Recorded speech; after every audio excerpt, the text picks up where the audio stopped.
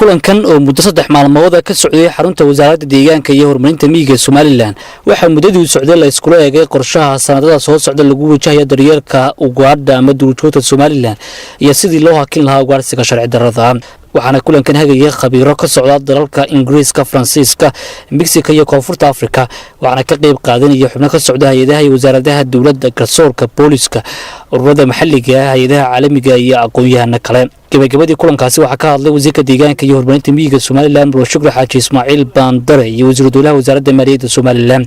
ugu horeyntii wasiirka deegaanka Shukri Xaaji Ismaaciil Baandare halkaasi ka hadashay ayaa ka warantay waxyaabihii la isku eegay muddadii 3 cisho ahayd ee kulankani socday.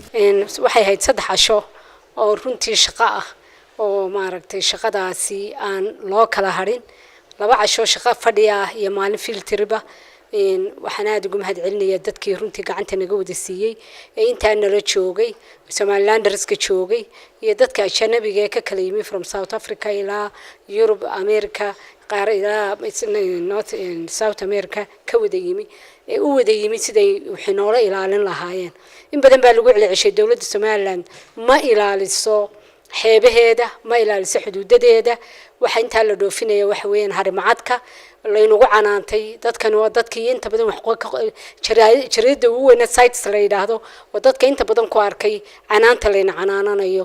marka waxaan filayaa maanta way inala arkeen inaga qudheena dhibaatada ay haysatay xuduud dheer inuu jiro in badi maaragtay badi ay leedahay iyaduna maaragtay xeeb dheer dad badan inay isku dayaan si maaragtay sharci darro uga ganacsadaan xagga dawlad ahaan ama xagga markaan leenahay khasiraada aan hadiyo jeer iska sahlan tahay ama xarigoodba sahlan yahay. maanta waa la isugu yimi waxana la joogay aadan xaaji cali oo ah gudoomiyaha maxkamadaha staafkiisa baa nala joogay, police commander baa nala joogay. markaad eegto maaragtay waa la isugu yimi looma kala harin sidoo wax looga qabanaya sidee jeebka qofka lagu qabto loo xanuujinay sidee jeel uu galay maaha inta la xanuujiyo uno lacag laga qaadanayo oo suuqa gal waa sidee qofkani jeel u gali lahaa.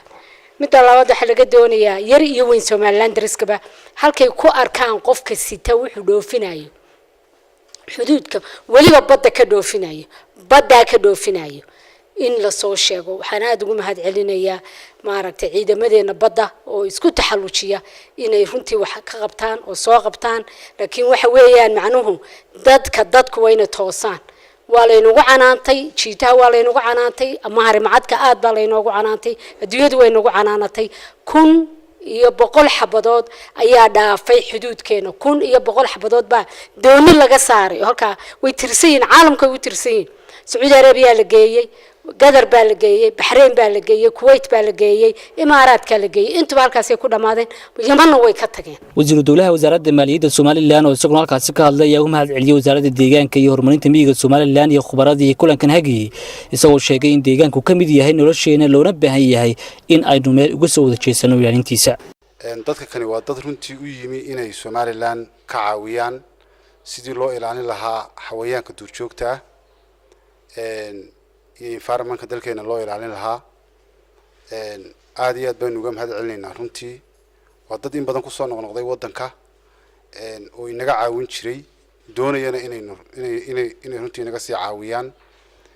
inaga dhinaceena waxa la inooga baahan yahay runtii qaran ahaan iyo shacab ahaanba in lala shaqeeyo oo sidii loo ilaalin lahaa duurjoogteena oo runtii nolosheena iyo quruxdeena qayb weyn ka ah sidii looga caawin lahaa loo soo sheegi lahaa wixii aan sharci darro ah ee lagu la kacayo duurjoogteena. gabagabadiina waxa halkaasi ka hadlay Mr. David oo kamid ah khubaradii kulankaasi hagayay.